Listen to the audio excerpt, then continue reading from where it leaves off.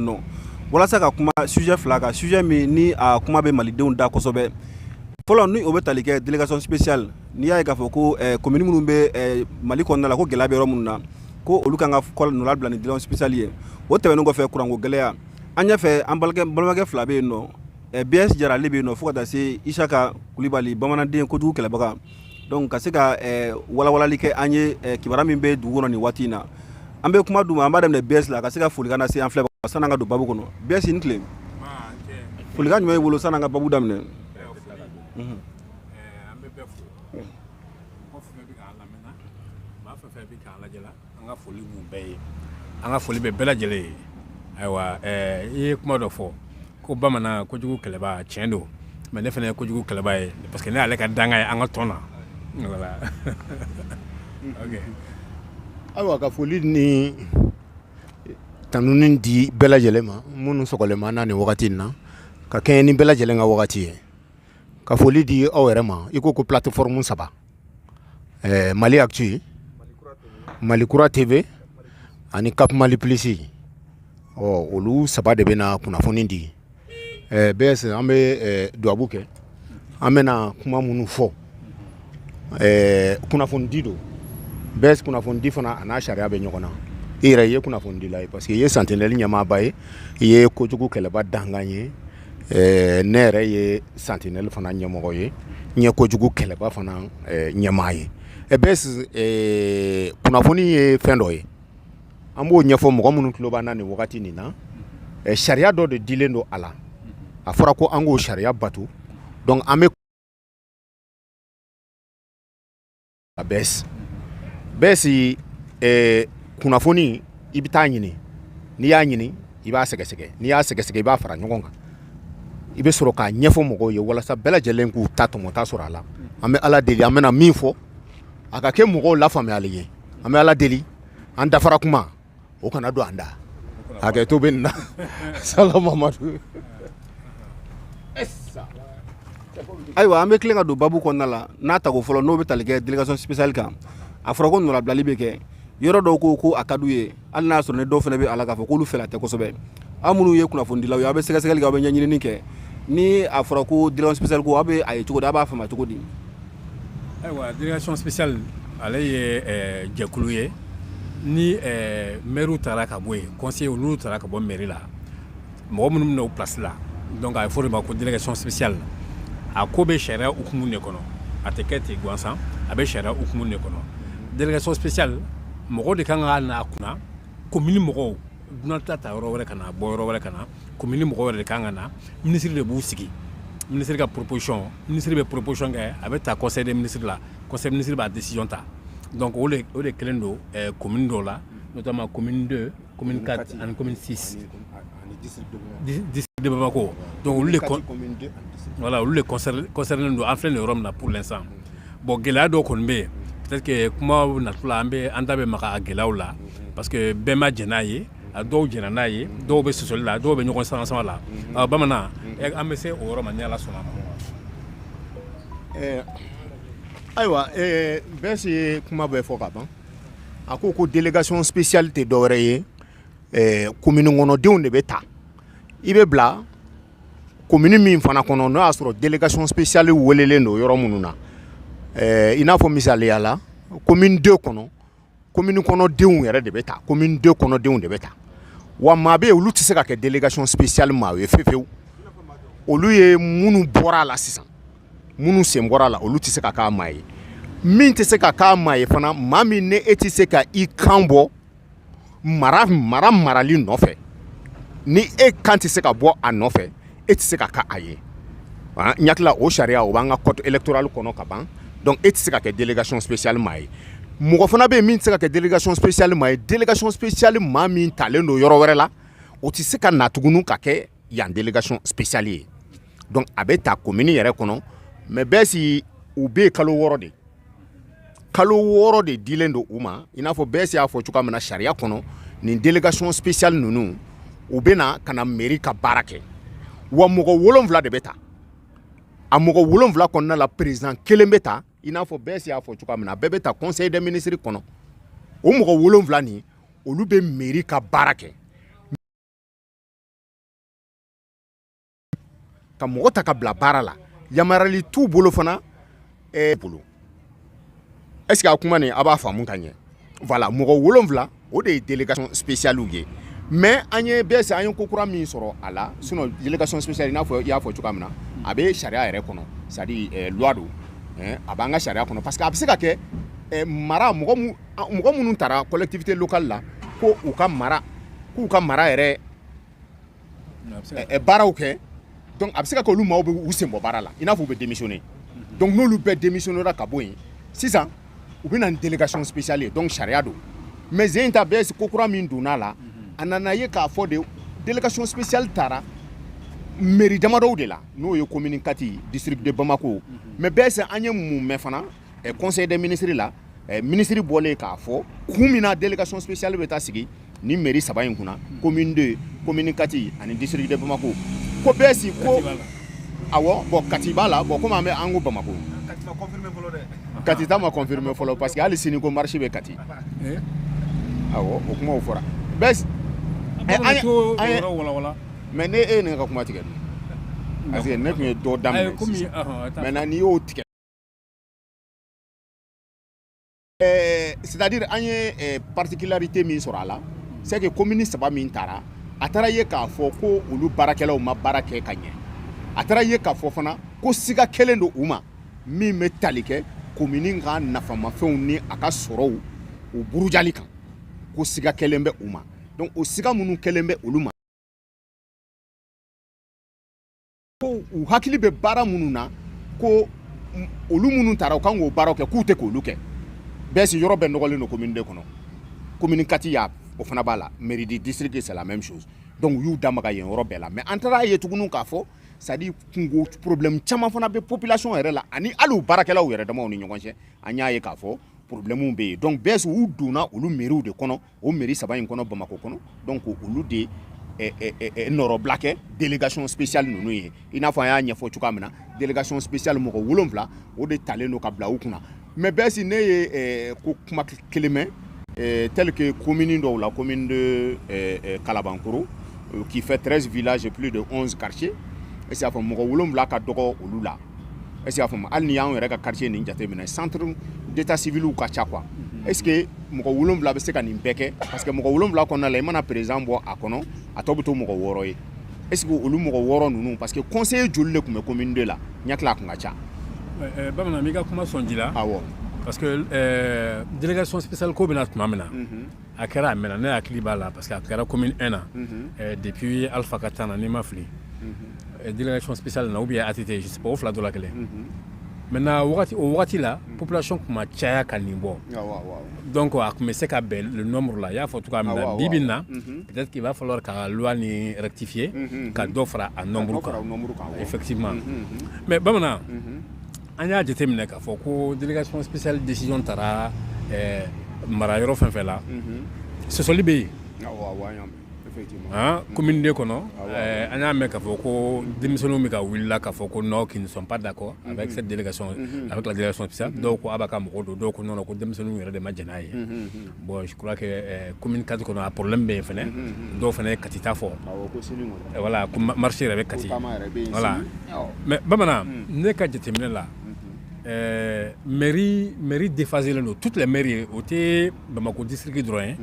mairie bɛɛ déphasé don parce que depuis coup d'état kɛra fo k'an se bi ma élection ma kɛ donc mɔgɔ fɛn fɛn bɛ mairie ninnu na sisan a bɛɛ ka mandat kɔrɔlen don politique la a bɛ fɔ o ma ko fɛn dɔ bɛ yen mɔgɔ bɛ user c'est à dire que ko bɛ se yɔrɔ dɔ la peut-être que ni élection kɛra ninnu caman yɛrɛ tun tɛ élu tuguni u nɔ la donc vraiment u ka mandat fɛn fɛn bɛ yen mɔgɔ fɛn fɛn bɛ mairie la bi bi in na actuellement u bɛɛ isolé don o fɔlɔ ye donc u ka rentabilité dɔgɔyara filanan wari tɛ mairie kunna an kana ɲɔgɔn nɛgɛnɛ mairie tɛ baara kɛ certes u bɛ ŋanamu kɛ o tiɲɛ mais wari tɛ mairie la dɛ mɔgɔ bɛ ɲinɛ fɛn dɔ kɔ mairie bɛ relever directement ministère de l'administration territoriale de la mairie ka sɔrɔ o bɛ bɔ yen de a bɛɛ bɛ reverser c'est ça c'est très important ye fɛn dɔ ko min fɔ salaire ni taxe ni fɛn ninnu mairie b'o récupérer a wari bɛ kɛ jumɛn ye mɔgɔw tɛ mun kalama mairie bɛ wari fɛn fɛn sɔrɔ c'est à dire que n'u ye recouvrement kɛ quel que soit le montant au dongele ou bien à Duxidé, à verser le trésor là. Mérite Warmara. C'est après, trésor de Waru dispensé par exemple, commune de Wari, à taxi ni salen nous, ou ce que tu la Bezanga, parce que le ministère de a mérite même Robin et Namkouba. On sait par exemple que la commune 2, Warum me circule la commune 2 qu'on a circulé Mali commune Chigono. Parce que sous Bilbao Béa, Magasin Baobéa, Warum circulé. Donc maintenant, tu as sur Yoro par exemple, Wakoro ou bien la Bezanga Fenna, Warin m'a circulé. Maintenant, le trésor de base, il a besoin à la fin de l'année ou bien par trimestre. Au loi fait bien. Donc, mais ce qui est clair, Warte Meroukna. Warte Meroukna du tout. Donc, ça fait que l'assainissement, c'est un problème badé. C'est pour laquelle l'État qui implique là souvent. C'est vrai, la responsabilité de Merouka, mais ce n'est pas leur faute exactement. Parce que les populations se plaignent que le Sara,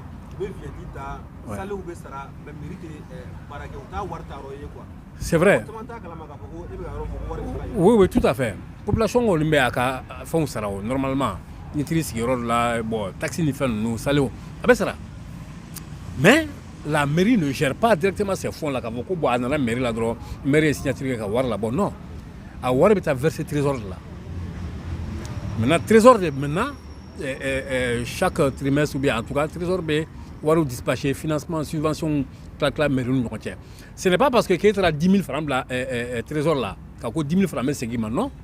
besoin d'évaluer. Maintenant, donc, au État qui a prérogative de. Donc c'est un peu ça. Donc c'est un peu difficile. Il va falloir que la loi change. Sinon, en tout cas, la main. Gestion autonome, parce que décentralisation là, mairie Benika, gestion d'eau, niveau d'eau là. Niveau d'eau là. Hein? Par exemple, le conseil communal, à fois État, autonomie avec la décentralisation, surtout avant, c'est très poussé. Mais Warko ta fan fait la limite des balles. Le woro kono charia de ba yira ka fo ko kalafili de kan ke ni kalafili kera délégation spéciale ale fana ka mandat be mais ko abese ka ke o ye charia yere kono na yede ko abese ka ke kalafili tina na se ka ke ni kalo woro ngono na la o ko dobe fara délégation spéciale ka mandat kan o ye o bina to yin fo sangele mais ko atise ka teme sangele nga donc ko o fo ko o jeya be ka fo délégation spéciale nunu kalo woro de dilen duma mais kalo woro ngono la ni kalafili make kalo woro were be se ka fara aka fo sangele mais atise ka teme sangele kan comme anya nya fo chuka na mogo ye mairie équipe communale me barak beke ngolo ko fo ta se baro barama délégation spéciale me barak beke attention anya nya fo o nyana ka fo ko délégation spéciale asigi kunte fereli ko ye kata maraka nafolo mafɛnw k'u feere ou bien k'a di mɔgɔ wɛrɛ ma hali u tɛ se ka mɔgɔ wɛrɛ ta ka bila mairie baara la olu kɔni bɛ yen dɔrɔn wagatini kunkurunin de la walasa kalafili bɛ se ka kɛ cogoya min na o ko in minnu ni jamana kɔnɔdenw ni komini mɔgɔw sɔnna mun ka tali ma olu mana sigi o de bɛ se ka continuer ni baara tɔw ye donc k'a ɲɛfɔ mɔgɔw ɲɛna ka nɔgɔ bɔ a la pepepepewu u bɛ maire ka baara kɛ président kelen bɛ yen o élilen do délégation spéciale fait angata nyama mbi feka nyinga de monke awo ba me ka fo maire ba fo ko maire nyini ko sarata la ko bénévolat de ko mais ko iba ye mo bi ñogon kan fara no fe sarate fe mo ne bi demba ya tigi ibi fini faro no fe ko jumene ka Bon, je crois que la délégation spéciale de Kakuma mais c'est une question effectivement avec de façon récurrente. Bon, Wartala, c'est-à-dire que sera de Tala. Sinon, prime B. Avantage ou bala. Voilà, prime B, déplacement B. Femme Saint-Chamé, Warp Sasro, Mouna Mouté Sara, Alni Sara, déterminé. Fonctionnaire ou Sarania, déterminé. Sara Bakouba, reste à tête, mais Watan, mais. Fin chaman de greffer sara là c'est pour la montant d'osro mais nous faisons c'est pareil saraté mais avantage d'obéir avantage où lui est primoué où lui est allocation yé où lui est perdemoué ainsi de suite donc au loup bien quoi par exemple prime de responsabilité yé nyamaye donc au nyamaya kama au prime de responsabilité dima on est saraté clé donc c'est pour cela que mon grand en même temps comme il mérite avoir une femme pas bamakoya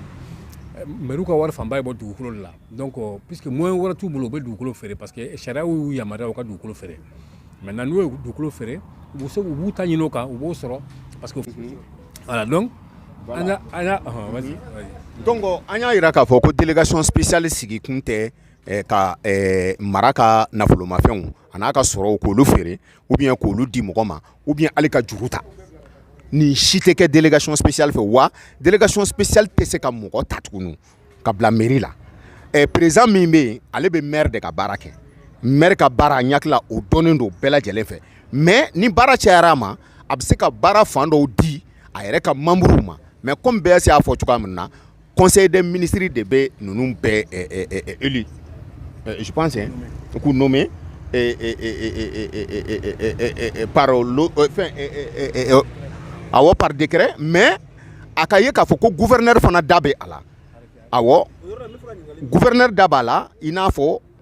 état ka représentant o ye gouverneur ye Bamako kɔnɔ mais préfet do région ninnu kɔnɔna la donc olu da bɛ don nin délégation spéciale ninnu ka baaraw n'a ka fɛnw kɔnɔna la.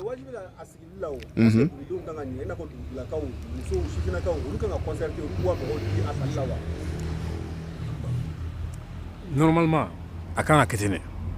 normalement parce que déjà a fɔra ko mɔgɔ minnu bɛ commune kɔnɔ c'est à dire que commune de mɔgɔ o de kan ka ta a la mɔgɔ se ka bɔ commune 1 na ka na kɛ délégation spéciale membre ye commune 2 kɔnɔ donc ɲɛmɔgɔ min b'o kɛ o ye gouverneur ye parce que gouverneur n'a fana ka lasigiw bɛ yen o bɛ consultation kɛ o bɛ ɲinini kɛ pour ka se ka mɔgɔw sugandi normalement mais ko tɛ k'a an ye kuma caman mɛn k'a fɔ ko bon ɲɛmɔgɔ yɛrɛ de ka mɔgɔ sigilen b'u bolo ye olu fɛ dɔrɔn k'u ta k'u placer n t'a fɔ ko tiɲɛ don n t'a fɔ ko nkalon don. commune 2 kɔnɔ ne bɛ fɛ ka kɛ délégation spéciale membre dɔw la ne t'a dɔn ne b'a kɛ cogoya min na sinon a ka di anw ye anw yɛrɛ senga wa an tɛ maa dogolen fana ye i n'a fɔ bɛɛ y'a fɔ cogoya min na gouverneur da b'a la comme o ye Bamako ye est-ce qu'il y'a faamu ale ni ministre de l'administration territoriale et des collectivités ale fana da bɛ a la ɲakila mɔgɔ minnu bɛ t'a la il faut k'an k'olu mɔgɔw ɲɛfɔ aw ɲɛna mɔgɔ minnu ni commune mɔgɔw yɛrɛ bɛ se k'u ta o kɔrɔ ye di ni kalafili kɛra sisan k'a fɔ ko u bɛ fɛ ka commune maire sigi est-ce que ne bɛ se k'an présenter wa ni ne bɛ se k'an présenter donc ne bɛ se ka kɛ délégation spéciale mais ni ne tɛ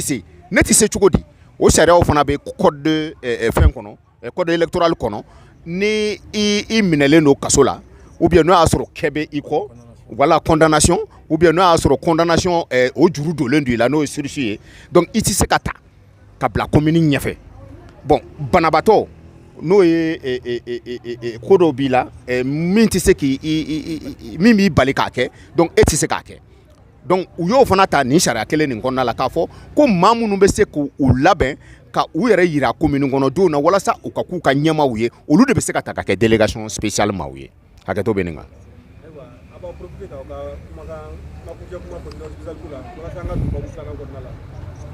bon kuma dɔ bɛ yen yann'an ka don kunnafoni dɔw bɛ yen peut-être que an bɛna olu sɛgɛsɛgɛli daminɛ nin dɔgɔkun kɔnɔ parce que mun ye commune d'État ye n'a fɔra k'a fɔ ko denmisɛnninw bɛ ka wuli a ko la tiɲɛ don a ŋunuŋunu kuma bɛ sen na denmisɛnninw ko k'u ma jɛ ni kow kɛcogo ye bon a ŋunuŋunu kuma bɛ sen na district fana kɔnɔ mais dɔw ko non ko adama kan ka taa ko vraiment a ko kan ka ɲɛɲini bon commune 4 kɔnɔ fana a problème bɛ yen an ye Kati fana ta mɛn a ŋunuŋunu bɛ yen bon maintenant critère jumɛn ye o ko wa ko Bamakɔ nɔgɔlen don ko y'a to u ye décision ta ka ninnu ta bon ani siga kelen d'u ma bon k'u ye marabolo ka nafa sɔrɔ fɛnw ta est-ce qu'il y'a faamu ko siga kelen d'u ma voilà oui mais par exemple commune 4 maintenant commune 4 t'a la bon bes ne hakili la n'i y'a ye mɔgɔw bɔlen don parce que ko fila de ye ɲɔgɔn sɔrɔ nin ko kelen nin kɔnɔna la délégation spéciale bɛ se ka ta ka sigi mairie kunna n'o y'a sɔrɔ maa minnu bɛ mairie yɛrɛ kɔnɔ n'olu y'u bolo bɔ baara la a bɛ se ka kɛ fana u ka mandat banna mais ninnu ka mandat prolongera siɲɛ caman mais an y'a ye fana dɔw de taara commune 4 de taara mairie centrale de taara commune 2 de taara mais maga ma kɛ commune tɔw la mais ministre taara mun fɔ conseil des ministres kɔnɔ k'u y'a ye k'a fɔ ko olu commune ninnu kɔnɔna la ko baara min kan ka kɛ commune kɔnɔdenw ye k'o baaraw tɛ ka kɛ a kɛcogo la wa fana a taara ye k'a fɔ ko siga kelen don ninnu ma siga kelen don u ma cogo di bon ɲakila o b'o olu bolo parce que justice ma i prononcer jusqu'à présent ninnu fɛn ninnu kan fɔlɔ est ce que y'a faamu mais bɛs i jɔ kuma dɔw fana bɛ yen fo k'an k'o fana fɔ est ce que y'a faamu parce que e maire n'a y'a sɔrɔ i bɛ justice la an dun mago bɛ i la walasa i ka na ko dɔ b'anw ka sigida la anw kan ka e wele ka na o la mais a fɔra k'a fɔ ko e bɛ bɔgɔ jeninen kan a bɛs a bɛ na ni degun fana ye commune fana ma dɛ donc e t'i sen bɔ a la e ka taa bɔgɔ jeninen ko in ɲɛnabɔ fɔlɔ yani i ka voilà yani i ka kɛɲɛ ni anw ta in ye ou bien voilà parce que bɔgɔ jeninen kɔrɔ tɛ justice kɔrɔ tɛ k'a fɔ k'i nɔ bɛ ko la koyi mais sɛgɛsɛgɛliw de bɛ ka kɛ bon ni sɛgɛsɛgɛliw ma ban est ce que y'a faamu bon e dun bɛ ka baara dɔ de kɛ anw ye anw minnu ye sigida maaw ye mais an ɲɛ b'a la k'a fɔ ko i bɛ ka wele justice la tuma bɛɛ a bɛ na ni siga ye anw yɛrɛ ma a bɛ na ni fɛn dɔw ye anw yɛrɛ ma donc ne bolo nin ko in a kun kan ka kɛ tan dɔɔni walasa ninnu ka taa u yɛrɛ yira fɔlɔ bɛs mankan minnu bɛ ka k'u nɔfɛ moi je suis d'accord hein chacun bɛɛ n'a ka droit don i ka bɔ k'a fɔ nin man di ye nin ka di ye parce que an bɛ jamana min kɔnɔ o de ka kan voilà mais bɛs n'i y'a jateminɛ sariya bɛ dɔw ka kow la fɔlɔ n'o ye justice ye ne bolo i mana olu ɲɛnabɔ i bɛ se ka segin ka na tuma min na sa hali na délégation spéciale bɛ yen n'u ka mandat ma ban i bɛ se k'a fɔ vraiment sariya kun ye nin fɔ mais e taara sariya jaabi mais a ko kɛra tan donc i nan'i nɔ la est-ce que u bɛ se k'i place di i ma bɛs ne kun bɛ se ka jɛn ni o ye mais pour le moment mais sariya ma tigɛ fɔlɔ kiiri ma tigɛ.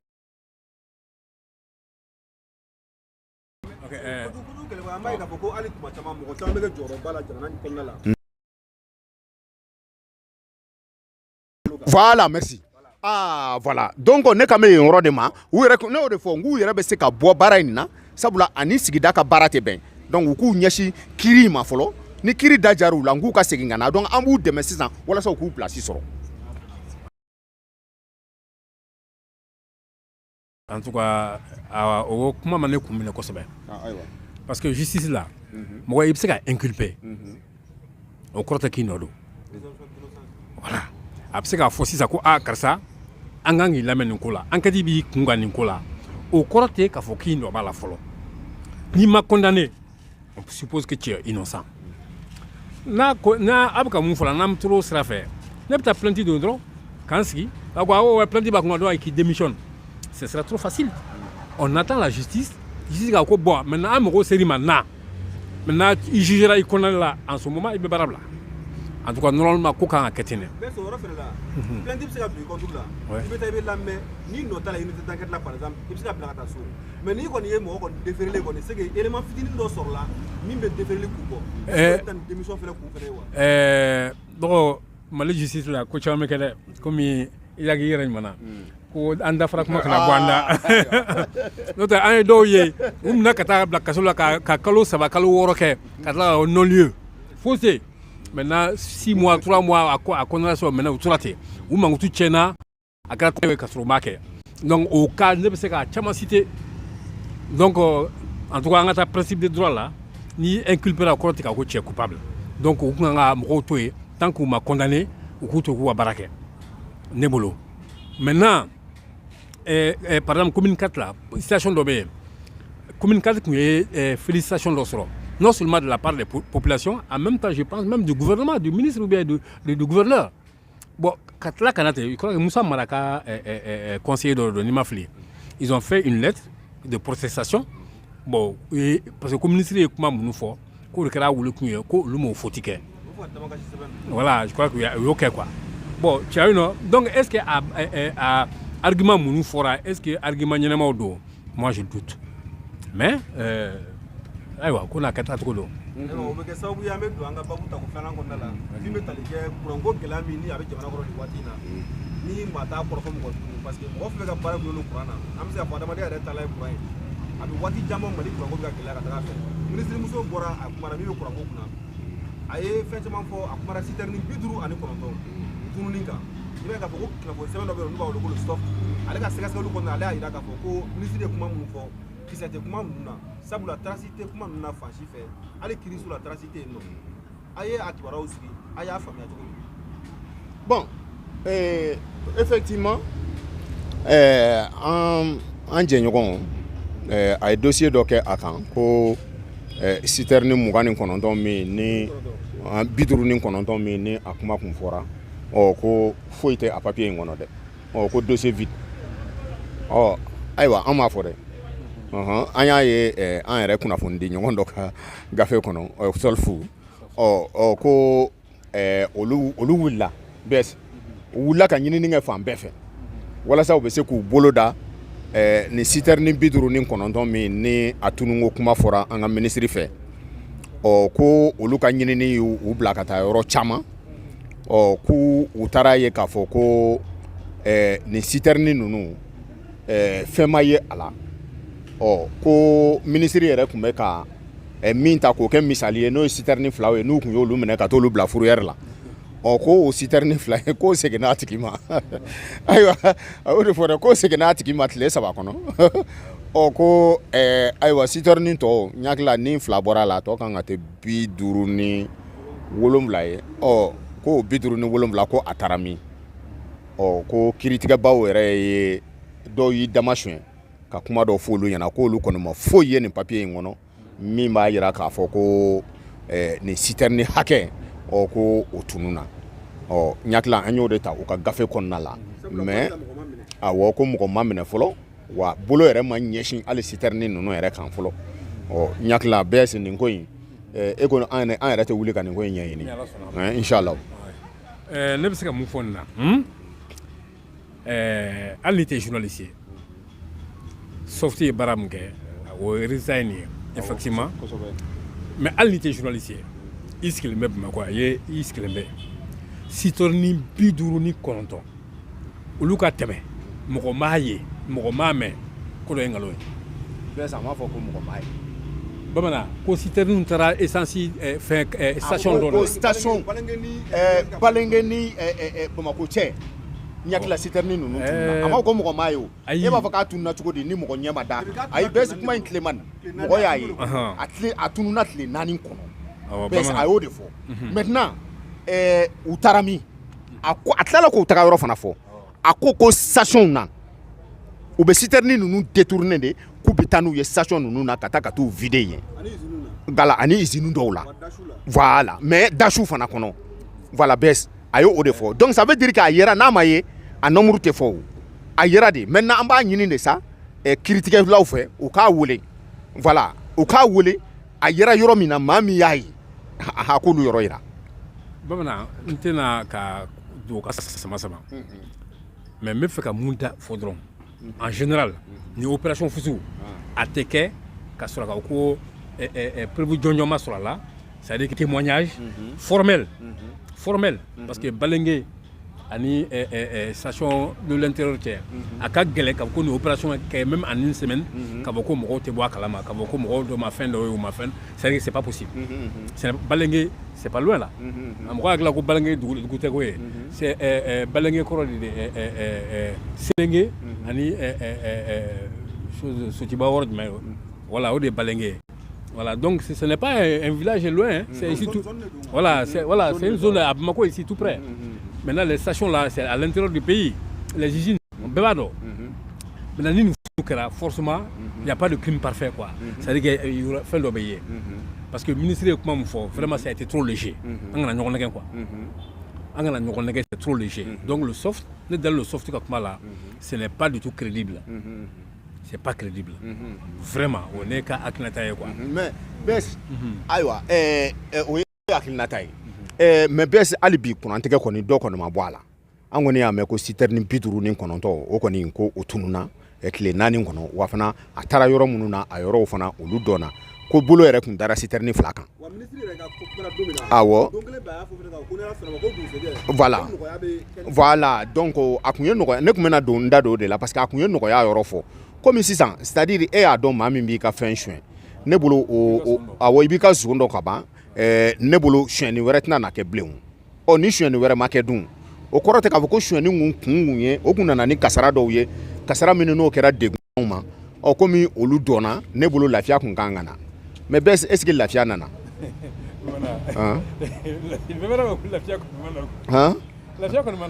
mais est ce que lafiya dɔɔni ma na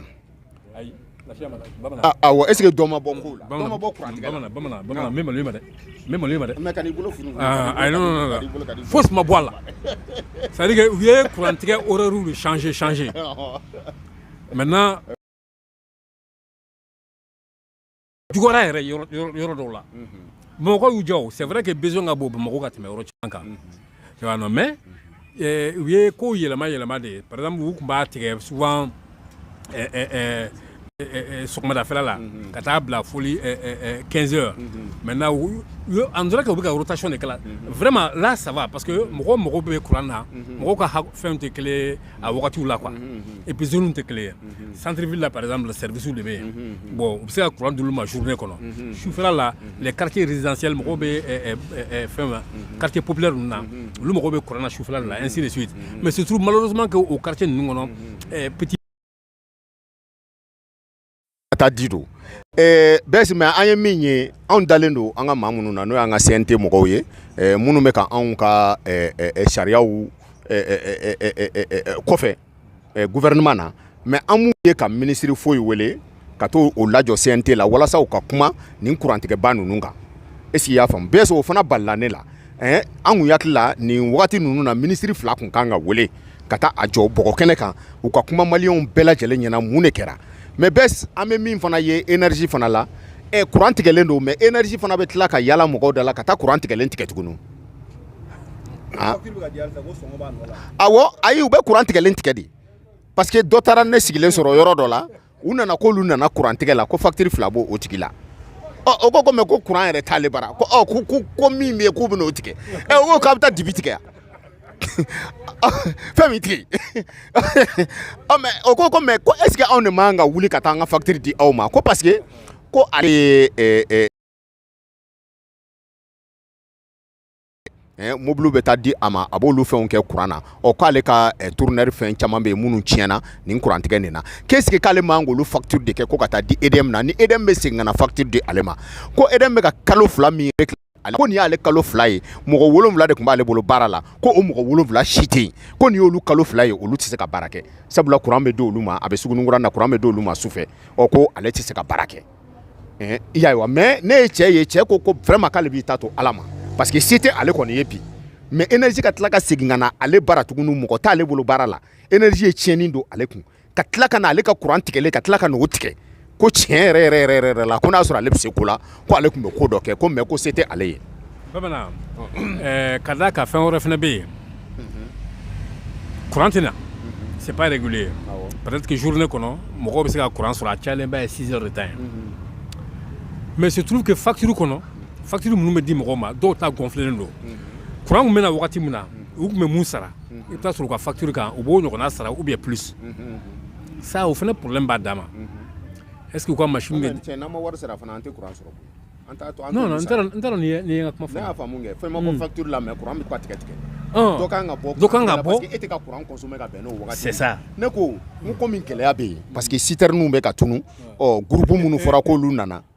an t'olu kibaruya dɔn parce que an kun kan ka kuma groupe ninnu fana kan groupe ninnu bɛ min mais groupe ninnu yɛrɛ kɔrɔfɔ la ministre yɛrɛ y'a jira k'a fɔ ko président ye ministre finance tɛgɛ tɔrɔ min ko miliyari 6 ko bɔra ka groupe san jɔn de taara san Turquie ka ko tremblement de terre kama k'o taara san Nigeria groupe ninnu ka essai la i b'a ye k'a fɔ ko groupe ninnu yɛrɛ jenina u ma baara kɛ an bɛ se k'a fɔ ten parce que u essayé tɔ de u jenina donc ko a tigilamɔgɔ ko k'a bɛ tila ka segin k'a sara o waati kelen na Kolokani tɛgɛ dara mɔgɔ dɔ kan k'o ye EDM ka gasoil sɔrɔ Kolokani o tigi bɛ kaso la mais mɔgɔ min taara miliyari 6 don groupe kolon na k'o tigi bɛ tila k'a ta sara foyi m'o tigilamɔgɔ sɔrɔ hali sini mɔgɔ bɛ ka ɲininkali kɛ o tigi ye jɔn ye d'accord n t'a dɔn ni an lamɛnbagaw ye ale ka intervention faamu sisan e ka kuma bɛ ka mɛn voilà e ka résumé ayi e ka résumé ayi a résumé voilà résumé parce que voilà n ko ministre ka kɔrɔfɔ kɔnɔna la a y'a jira k'a fɔ ko président de la transition n'o ye Kololi Asimi Goyita ye k'o ye ministre des finances bolo tɔrɔ min k'a d'a kɔ ka miliyari 6 de bɔ walasa groupe kuraw ka taa san ka na dɔ ka se ka bɔ kuranko gɛlɛya la o groupe ninnu kan ka taa san Turquie nka k'a tigilamɔgɔw ko tremblement de terre kɛra yen nɔ o ye carré fila u t'o san Nigeria groupe nana u ma baara kɛ parce que u essayé tɔ de u jenina donc k'a tigilamɔgɔ y'i kanto k'a fɔ ko a bɛ segin ka a wari a groupe ninnu sara o waati kelen na i b'a sɔrɔ mɔgɔ dɔ min nana Kolokani k'o ye EDM ka gasoil de suɲɛ o tigilamɔgɔ bɛ kaso la miliyari 6 min kan ka groupe san groupe kolon tɛ ka taa san ko a b'a sara o tigi hali sini mɔgɔ bɛ k'a ɲɛɲini k'a ɲɛdɔn o tigi ye jɔn ye groupe kɔni tiɲɛna o tigi wala mɔgɔ kɔni mɔgɔ m'o taarɔ dɔn halisa. Ayiwa an lamɛnbagaw a ye nin résumé mɛn effectivement a ye fɛn fɛn fɔ a bɛɛ tiɲɛ Kulibali don maintenant on dirait que gestion il y a 2 poids 2 mesures mɔgɔ b'a fɔ cogoya min na effectivement dɔw minɛna yanni nin scandale ka wuli dɔw minɛna Kolokani effectivement ne hakili b'a dossier la k'a fɔ ko a taara carburant soin a bɛ kaso la effectivement mais o t'a kɔ de mun taara Turki n ko k'a taara Turki ka taa ministre mun fɔ dɛ k'a fɔ ko bon k'a bɛ taa groupe san o kɔni mɔgɔ m'o o ko si dɔn hali bi effectivement ne bɛ se ka mun fɔ o la mɔgɔw ɲinɛna détail dɔ kɔ directeur EDM directeur ka démission o sɔrɔla cogo di ni mɔgɔ hakili b'o la faamaw yɛrɛ dama bilala ɲɔgɔn na o ko la effectivement faamaw bilala ɲɔgɔn na o ko la maintenant ministre kɔni démissionna dɔw ko wawa ko CNT mɔgɔ ne yɛrɛ ko CNT faama minnu ɲɛmɔgɔw transition mɔgɔw dɔw ka protégé bɛ yen dɔw ka mɔgɔw bɛ yen u karila ɲɔgɔn na o de kama mais mun kalama EDM na o tɛ bi ko ye ne ye enquête caman kɛ EDM kan depuis a ka ca ni san 20 ye bi ka o y'a sɔrɔ n bɛ journal Aurore la EDM ko ka ca EDM ɲɛmɔgɔ a directeur hali ministre t'a sigi tellement que c'est un service stratégique hali ministre t'a sigi en tout cas avant la transition président yɛrɛ de tun bɛ président fɛn fɛn na bɛɛ de tun b'i ka ministre sigi certainement proposition bɛ kɛ mais président de b'a fɔ ko a ye nin ta transition na effectivement fanga tilayɔrɔ ka ca donc mɔgɔ caman da donna fanga la en tout cas avec 5 colonels déjà c'est pas une mince affaire donc bɛɛ n'i ka mɔgɔ don bɛɛ n'i ka protégé don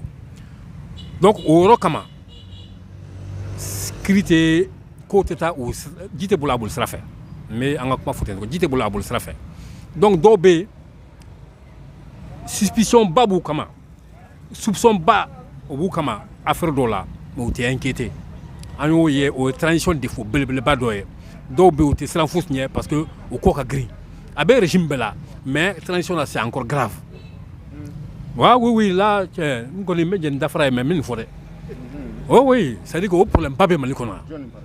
non n tɛ se ka mɔgɔ tɔgɔ fɔ n'i ye mɔgɔ tɔgɔ fɔ là i bagara dɔ ma parce que a ka ca bɛɛ bɛ dɔ dɔn a ko la c'est à dire que mɔgɔw o défaut ba justice la o bɛ yen alors an ye dɔw ye par exemple dans nos bon ce n'est pas la peine mais an ka taa ministre ka nin ko in bɔlen kɔfɛ mun de kɛra yala lafiya nana wa sabula a dɔnna ka ban zon dɔnna n hakili a dɔnna fana a kun ye min ye degun min n'o tun bɛ ka lase maliyɛnw ma est ce que e yɛrɛ ka fɔ la o est ce que sisan a ɲɛnabɔra wa non a ma ɲɛnabɔ bamanan a ma ɲɛnabɔ c'est à dire que ministre de kumana normalement en temps normal nin bɛ kɛ jamana kɔnɔ sariya bɛ yɔrɔ jamana mun kɔnɔ a dugusɛjɛ ministre tun bɛ wele ka ɲininka ministre yɛrɛ a tun bɛ bɔ e ye nin fɔ ni e ka daliya ye jumɛn ye a tun bɛ tɔgɔ fɔ kɛ enquête tun bɛ déclencher ministre y'a fɔ don min na mais ministre y'a fɔ don min na a man ca ni kalo kelen bi yan bon an ma communication mɛn sinon le procureur à la matière ni nin fusu kɛra procureur de bɛ bɔ ka kuma ka jamana parce que procureur bɛ yan ka jamanadenw de kama il n'est pas là pour rendre justice au gouvernant hein. C'est-à-dire il rend la justice au nom du peuple malien justice procureur de tun bɛ bɔ k'a fɔ bon nin ko bɛ tan cogo la a bɛ tan cogo la ka mɔgɔw hakili sigi ka ko sariya bɛ ka baara kɛ la mais mɔgɔ si ma bɔ k'a fɔ ministre bɔra ka kuma fɔ ka accusation kɛ ka tila k'a fɔ yɛrɛ k'a fɔ ko Assimi yɛrɛ de ye nin décision ta ka nin kɛ k'a fɔ ko o ko tiɲɛna fɛn ma b'o la ne kɔni ne bɛ k'u lajɛla ni ɲɛ wɛrɛ ye danaya tɛ yen ne dalen t'u la bilen parce que tant que ni ko ma bɔ nin ko la ne tɛ da u la bilen ne ni ɲɔgɔnna caman.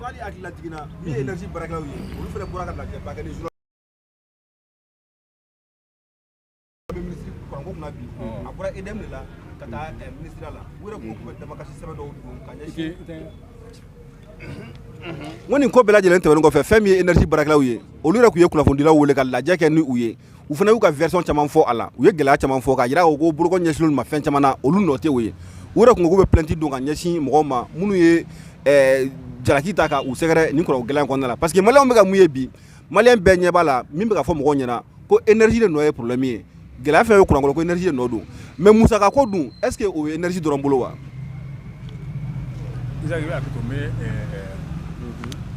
EDM problème EDM dɔrɔn tɛ baarakɛlaw dɔrɔn tɛ EDM problème ye ni mɔgɔ saba de nɔ bɛ EDM ko la a fɔlɔ o ye faamaw ye o ma daminɛ transition na dɛ jamana marabagaw à madame transition avant la transition problème kumbe ne a su kosɛbɛ. Par exemple, je me souviens crise ba crise fɔlɔ belebeleba fɔlɔ a kɛra Alpha 4 tile de la. Je crois qu'en 97 98 ni ma fili. Kopo bɔra ka marché. Kopo collectif des partis politiques de l'opposition. Olu bɔra ka marché. Ka ko kurantigɛ barika bɔra parce que fɛn min bɛ ka kɛla bi. C'est-à-dire que o ɲɔgɔnna de la ka kɛ mais a tɛ zena ta bɔ.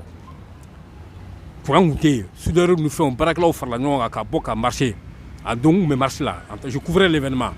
C'est fait en 97 ou 98 au fila de la gâte beaucoup. Alpha ka clé là. Mais à réaction à Fusara parce que Alpha est couvert pour que à Kuka seka aske. Donc courant nana ola. Mais courant met drone vers les périodes de mars avril mais consommation a beaucoup wakati munna. Funteni nous wakati là. En continuant la kana do folie Alpha Ibeka ka clé kono. Donc moko me courant teke don funteni wakati de kono. Mais quand vous allez ne fait décembre courant teke ka ke vraiment adam na une transition. Donc kilina digina fene moko sorola edem na creux ma loko creux commission de régulation d'eau et d'électricité aba fo mako creux. Donc mbeko alkali Keita ale a ira ka ko courant teke ni mese ka dabla en même temps do ka bo courant son la a ya rapport ke mais comment de flonata ka rapport ke ka a di famoma a rapport BM ni transition mo ba la moi aka do kan so ne rabolo mais ni transition mo ba la ba so rodo avec créer la ka ro fene badala donc ka ira ka ko non seulement courant mais c'est ka di mo ma régulièrement en même temps do ka bo son la kanana prévu be alkali sara a satoko vraiment albi a konogwa mesena affaire de la justice là albi justice Makambo au Kra en 2004 ni mafli akasaya albi famo ma mo la donia ka voko ni alkali faka aka rapport ben niveau là donc nous famo no do tiano donc alors que alkali ka problème na aka rapport là a commencé à exploiter gagner ka ko nyene bo mais barama kani alkali ka rapport re alkali sarati ala ka hinala vraiment ana kele ka wakati albi ama kele la nan ko kura sur ka fo amba fo donc o famo ka responsabilité yurugu ni namara ke fena edemna o te bikoe carburant shoko o te bikoe dépôt wakati la depuis kopo be marché Alpha ka fena akuma be sena alkali ka wakati la akuma be sena ka boko namara ni yurugu be ke edemna donc o lu ka responsabilité des fois famo ka responsabilité edem ro barakala o ka responsabilité parce que effectivement ka chona koni ne tara le fe parce que angu ni fe shoni ko kuma me antara fe ka ta sama kai ni ngani ko be to de anya me ka foko akom ko be citerne chouin ou a démenti après vous sur le nga gela wakati la ambolo ama citerne chouin de là anya me de donc c'est vrai que namara beke yurugu beke installation frauduleuse ou rebeke parce que ta ka courant chouin ka ta branché fil laté au bébé au EDM au responsabilité.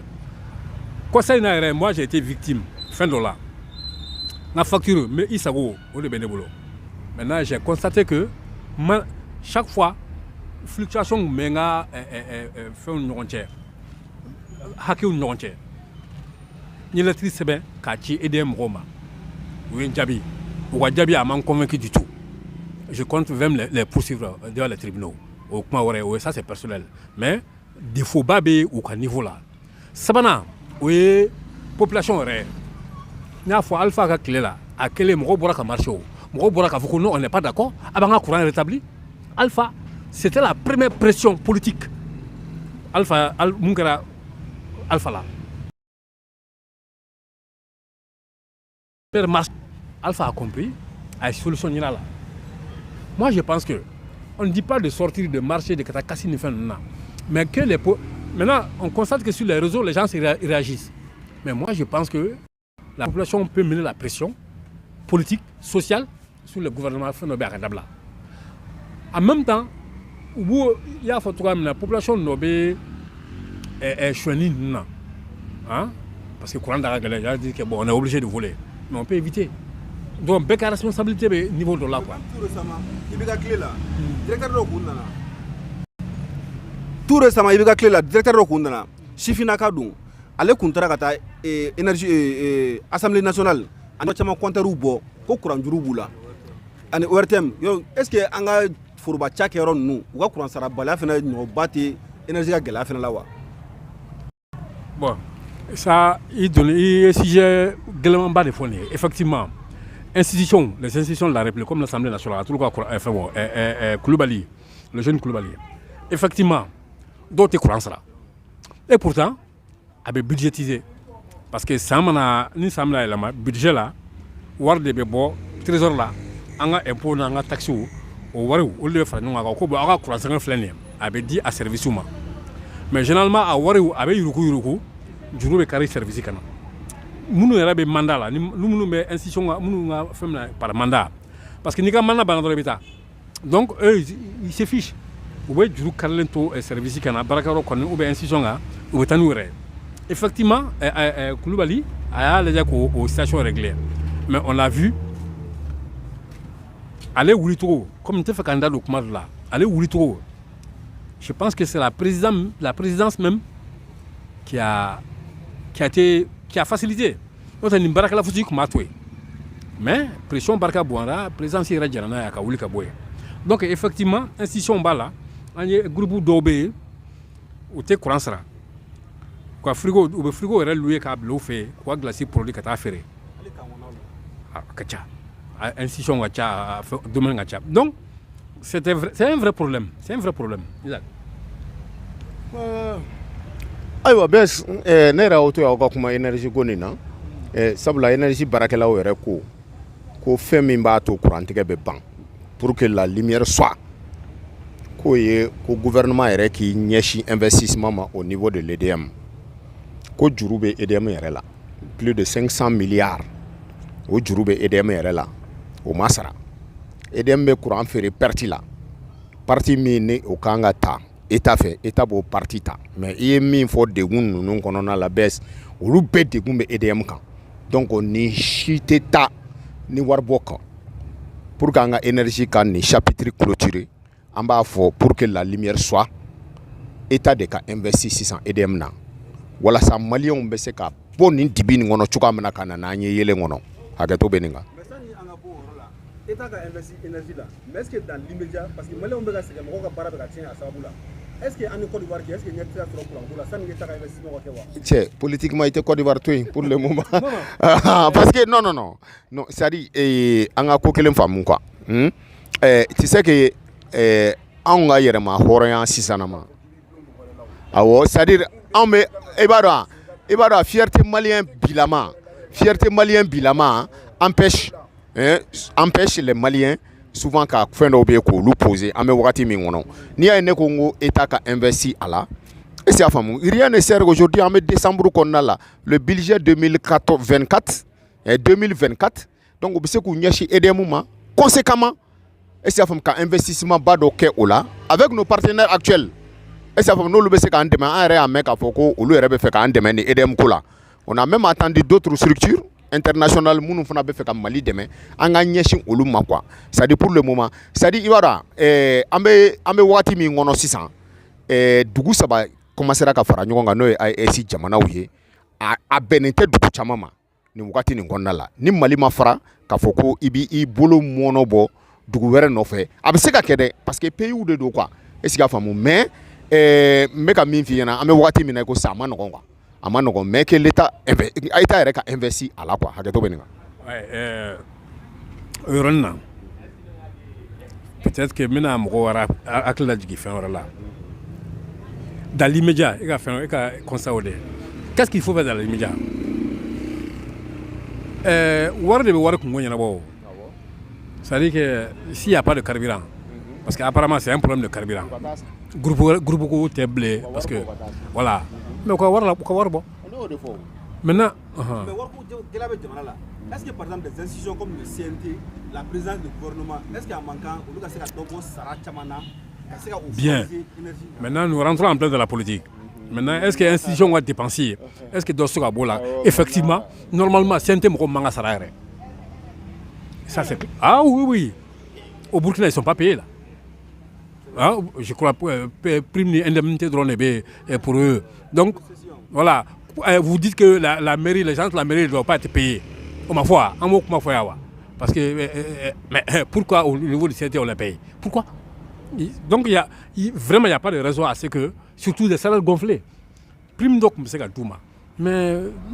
des sommes faramineuses comme ça, vraiment, avec mon fin d'année quoi. Hein? Mais, ni Bengara là, bon, Bemakala, décision de travail à appliquer là quoi.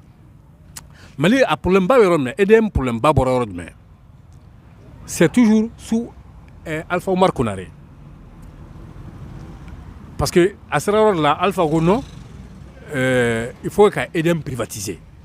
pour que ça soit rentable. Moi, je fais nos familles. Par exemple, toutes les sociétés d'État d'une manière générale, à Bekumbina, Hermali, la régie des chemins de fer, à Bekumbina, parce que tant que c'est pour l'État, les gens se fichent un peu. Foroba. Donc, qu'on a privatisé là, ça peut aller. Effectivement, quand ces structures d'État là, ou privatisées, on commencera à rentabiliser. Au Mali, c'est un principe. Air Afrique, par exemple, a privatisé là parce que c'était le même problème. Maintenant, l'État qui est EDM privatisé sort et Bouygues, entreprise française dans le Koundou, avec des cahiers de charges très très précis. Maintenant, il y a un investissement, il y a une extension. Il y a EDM Tima, l'État se décharge, mais il y a un investissement, en même temps, il y a une extension du réseau. Bengal là, c'est bon. Malheureusement, Sorma a baraqué à Kema. Entre-temps, le régime Falena. Alpha pouvait dire non, à ma baraque à Srafé. Donc, vraiment, en bas, nous avons devant la juridiction internationale. Maintenant, au processus de la condamnation, parce que Sorma son go baraque, elle a commencé à corrompre à l'interne les gens de EDM, à l'interne. Ni moi, mon directeur adjoint, ou bien mobile basse a dit qui la condition de là. Donc, ça a été le laisser aller. Donc, l'entreprise commence à Tchunchou. Entre-temps, le régime Falena ATT est venu. Maintenant, pour lui, il faut récupérer EDM. Parce que c'est une question de souveraineté. Bon, parce qu'on trouvait aussi que c'était normal. Surtout que sort ni bouillie kuntiku ka barakela. L'EDM a été récupéré. Au début, ça allait. Mais les politiques changeant. Donc on n'a qu'à tourner. Avec la transition, c'est devenu pire. Voilà, c'est ce qu'il faut rappeler. Maintenant, pour répondre à la question, qu'est-ce qu'il faut-il faire dans l'immédiat? Dans l'immédiat, il faut financer, il faut donner de l'argent. Institutions, c'est vrai que la lutte contre la corruption, on a vu que des dizaines de milliards ont été dilapidés dans le dernier rapport du vérificateur général. Les institutions, on peut marcher là à coût de millions, voire de milliards, dont on n'a pas besoin. On va relancer. La population donc, c'est dans l'immédiat, c'est ce qu'il faut faire. C'est tout. Bon, ne hakila an tilala anw kan ka min fɔ o de tun ye nin ye. Bon, ne kɔni tilala pour le moment. Voilà. Sujet fila. Bon, an bɛ foli di aw yɛrɛ ma fɔlɔ. Voilà, minnu bɛ k'an lamɛn nin wagati nin kɔnɔna la. Voilà, ka foli di olu ma. Voilà, k'a fɔ ko anw ye min sɔrɔ kunnafoni fila la. N'o ye EDM ni délégation spéciale ye minnu sigilen bɛ an ka mairie kɔnɔ. Bon, a fɔra ko u nana ko mais an m'u dɔn mais an ye mairie centrale ta dɔn ko mairie centrale ko Ali ko Ali tɔgɔ dɔ de sigira mairie centrale kunna c'est Ali Cissé awɔ o fana bɛ transition de la fɔlɔ yanni délégation spéciale yɛrɛ ka sigi n hakili la délégation spéciale sigili gouverneur da b'a la quoi parce que mɔgɔ minnu bɛ taa olu fana bɛ sɛgɛsɛgɛ de fana ka dɔn quoi komi n de kɔni t'a la kɔni ne kɔni b'o la pour le moment. Awɔ ne tɔgɔ b'o la BS n t'a dɔn ne tɔgɔ b'a la est-ce que b'a la. Bon ne kɔni ko ɲɔ bɛ ɲɔbugu a ka ne b'a la dɛ. Oui alors. Ne donna je vais dénoncer. Bon e k'i sen bɔ a la e k'i sen bɔ a la pewu. Voilà donc an bɛ foli di minnu bɛ k'an lamɛn nin wagati nin na k'a fɔ an kun bɛ plateforme 3 olu kun kɛlen don ka an kumakan ta bi n'o ye Cap Mali Plus ye Mali Actu ani Mali Kura TV. Ɲakila olu saba de kun bɛ k'an kumakan ta ka foli di u bɛɛ lajɛlen ma k'a fɔ anw ye min sɔrɔ kunnafoni na siɲɛ wɛrɛ n hakili la n'an ye min sɔrɔ jamana kunnafoni na an bɛna an sigi tuguni nin plateforme 3 nin sanfɛ walasa ka a kunnafoni di bɛɛ lajɛlen ma k'a fɔ an ta ye kunnafoni di ye voilà an vraiment o bɛ bɛɛ lajɛlen bolo ka hakɛto fana kɛ ɲini bɛɛ lajɛlen fɛ n'an donna mɔgɔ min gasi la o ka yafa n ma hakɛto bɛ nin kan. A tɛ tɛmɛ nin kan bamanan y'a fɔ cogoya min na vraiment an bɛ se ka kuma kuncɛ nin kan je précise juste que gouverneur min bɛ yan bi donc ala k'aw kan bɛn. Ok, an bɛ segin ka foli lase an filɛbaga bɛɛ lajɛlen ma an bɛ aw lajin k'aw kun sɔgɔlen don Malikura TV Web TV kan ani Cap Mali Plus fo ka taa se Mali Actu ma BS Jara bamananden Isaka Kulibali ale tun bɛ olu tun b'an bolo yan ka se ka masala thème 2 kan délégation spéciale fo ka taa se énergie ka kurantigɛ ma Isaka y'a fɔ cogo min na hakilina yira de don a tɛ mɔgɔ contre la a tɛ fɛn wɛrɛ nɔfɛ fo ka se ka hakilina de yira ka se ka solution proposer jamana ɲɛmɔgɔw ye malidenw ka bɛ se ka lafiya cogo min na aw ni ce aw ka kulumajɔ la aw k'an bɛn a ɲɔgɔnna wɛrɛ ma.